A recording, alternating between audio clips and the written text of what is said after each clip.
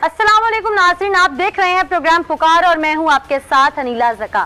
कहते हैं कि रिश्ता जितना मर्जी मजबूत हो, जरा सा भी शक उस रिश्ते की बुनियादें जला डालता है। इस घर में भी कुछ ऐसा ही हुआ। 10 साल से हंसता बसता जोड़ा, 3 बच्चे और महज एक मामूली सा शक ले डूबा इस खानदान को।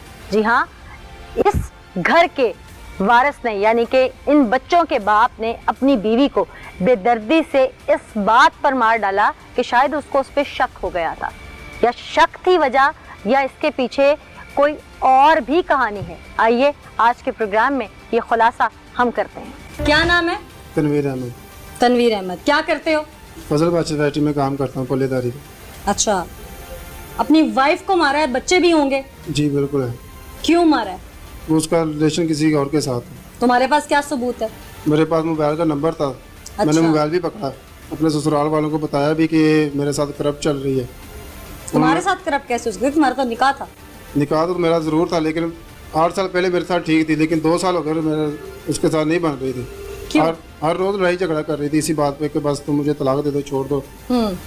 मुझे बस खोने का डर था उसको, मैं उसको खो दूंगा तो मेरे बच्चे बस रुल जाएंगे, किसी और के साथ शादी करूंगा वो नहीं मेरे साथ बनेगा। नहीं तो ऐसे जैसे जो काम तुमने किया है इसमें उसको नहीं खोया तुमने, क्या अब वो बदरू बन के तुम्हारे साथ रहेगी?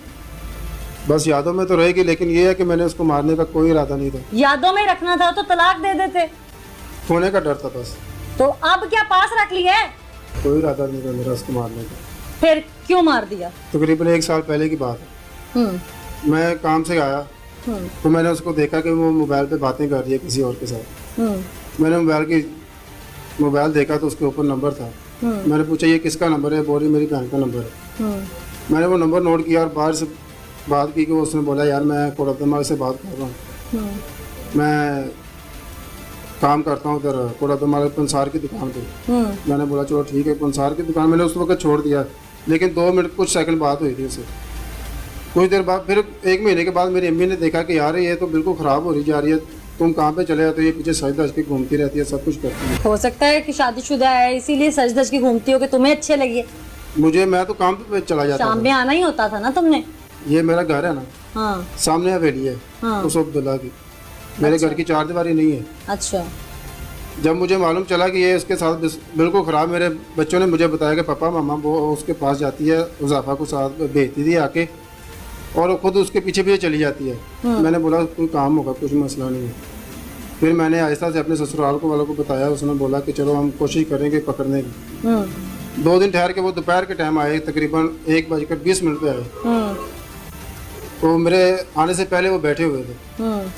जब मैंने देखा मिला उनके साथ, मैंने पूछा क्या हाल है? ठीक है। उन्होंने बोला ठीक है भाई, बात ऐसी है कि हमारी बेटी अभी बिल्कुल ख़राब है, तुम उसे डिवोर्स दे दो। किसने कहा?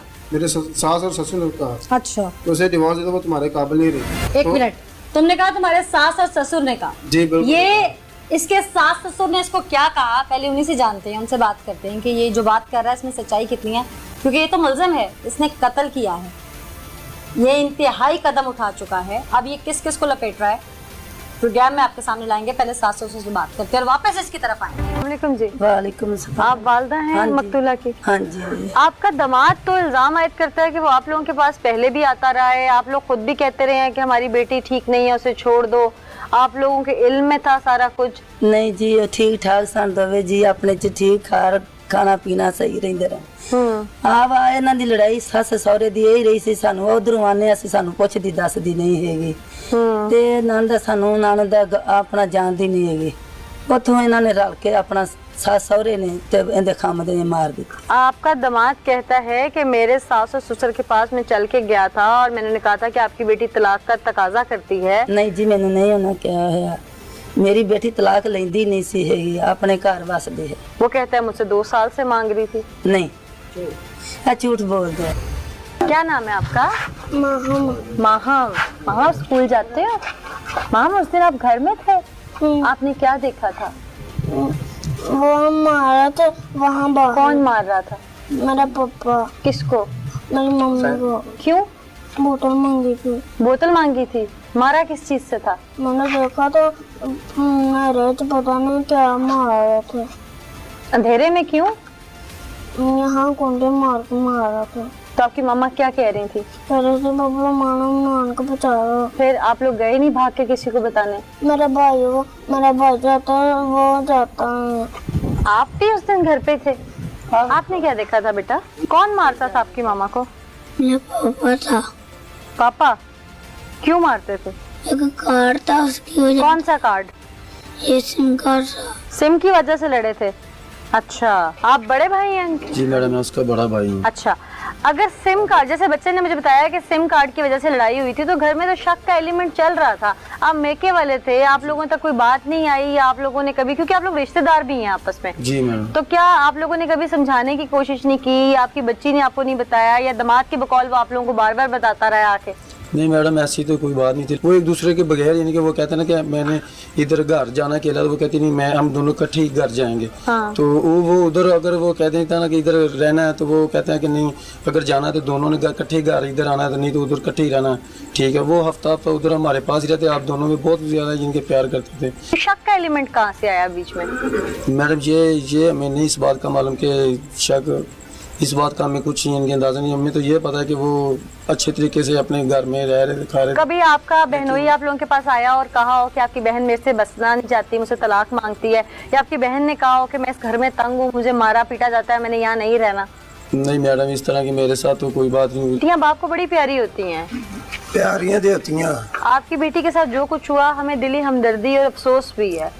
हम चाहते हैं कि आपको इंसाफ मिले। आप क्या समझते हैं क्यों मारा है उसने? साहब जी की होना चाहिए। क्यों मारा होगा आपकी बेटी को? ਜਿਹੜਾ ਮੇਰਾ ਕੁੜਮ ਸੀ ਹੱਥੀ ਦੋ ਹੀ ਪੈ ਚੁੱਕਾ ਹੈ, ਉਹਦੇ ਕੱਪੜੇ ਵੀ ਇਹਨੇ ਪਾੜੇ ਨਹੀਂ ਕਰੇ। ਇਹ ਤਾਂ ਸਾਰੀ यानी कि आपकी बेटी के ससुर ने?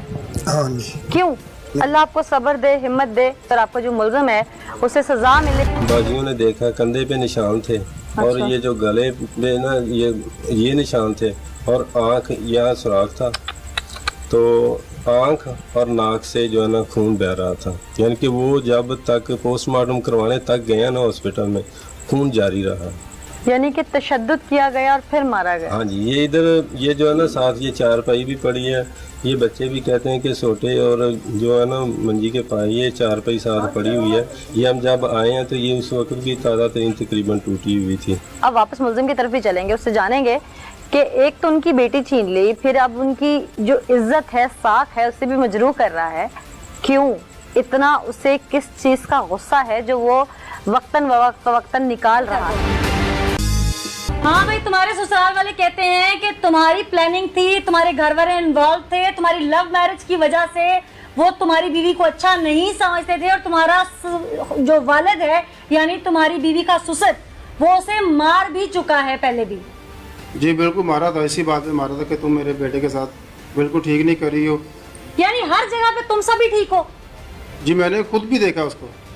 तो तलाक दे देते, जब वो मांगने आए थे तब दे देते। मैंने नहीं दी बस उस वक्त। क्यों? जागीर थी तुम्हारी? जब निकाह हुआ तब जागीर ही थी। क्या तुम उसे कत्ल करने का हक रखते थे? मैंने कोई कत्ल नहीं किया, बस दबाने की वजह से उसका सांस रुक गया। तो ये कत्ल होता है। जागीर क्या होती है पता है? जायदाद वगैरह ये हो। हाँ, जिसपे सिर्फ तुम्हारा हक होता है, तो वो मेरे वो साथ तुम्हारे से निकाह, कुछ छीन नहीं सकता। लेकिन निकाह एक ऐसा रिश्ता है कि अगर दो लोगों की आपस में नहीं बन रही, तो शरीयत ने भी हक दिया है भाई, कानून ने भी इख्तियार दिया है। जब मैंने उसको तलाक देने की बात करता था तो वो बोलते थे कि भाई तुम्हारे ऊपर एक्शन लेंगे। अब ये नई कहानी सुना रहे हो। एक तरफ कहते हैं उनको पता था, वो खुद कहते हैं कि पहले उन्होंने बताया मुझे, मैंने बोला नहीं, जितनी देर मैं खुद नहीं देखूंगा उतनी देर मैं यकीन नहीं करूंगा, ये आप लोग झूठ बोल रहे हो। उसने बोला चलो ठीक है, आइंदा से हमें नहीं बताना। जब मैंने खुद एक बार फिर देख लिया, फिर मैंने उसको बताया कि यार ये बिल्कुल ठीक कह रहे हैं आप, लेकिन अभी आप समझाओ बुझाओ उसको। जब जिस रात ये कत्ल हुई मेरे से, मैं उस वक्त तकरीबन 9 बजे यहाँ पे पहुँच गया। मैंने बोला कि अभी मुझे नहीं मिल रही मतलब कि वो किसी के साथ भागी, अब्दुल्ला के साथ भागी है। मैंने अपने सास ससुर को बताया, उन्होंने बोला चलो रात गुजर गई। नहीं, मुझे समझ नहीं आई कि तुम्हारा अफेयर था, तुमने उसको आंखों से पकड़ लिया, फिर तुमने कहा आप सही कह रहे हैं। जब सही कह रहे थे तो फिर डिवोर्स दे देते। नहीं बस दे सका उसको, नहीं डिवोर्स दे सके। जी। तुम्हारी बीवी से तुम्हारी बात होती रही इस टॉपिक पे? उसने मुझे कई बार बताया कि मुझे तलाक दे दो, छोड़ दो, मैं तुम्हारे साथ नहीं रहना चाहती हूँ, मुझे तलाक दे दो। मैंने बोला नहीं, मेरा तुम्हारे साथ अलावा गुजारा नहीं है, मैं तुम्हारे बगैर नहीं जिंदा रह सकता। क्या अब उसकी कब्र की मिट्टी से लिपट के गुजारा करना है? ये कैसा गुजारा है जिसमें कत्ल तो कर देते हो आप लोग, लेकिन छोड़ नहीं सकते?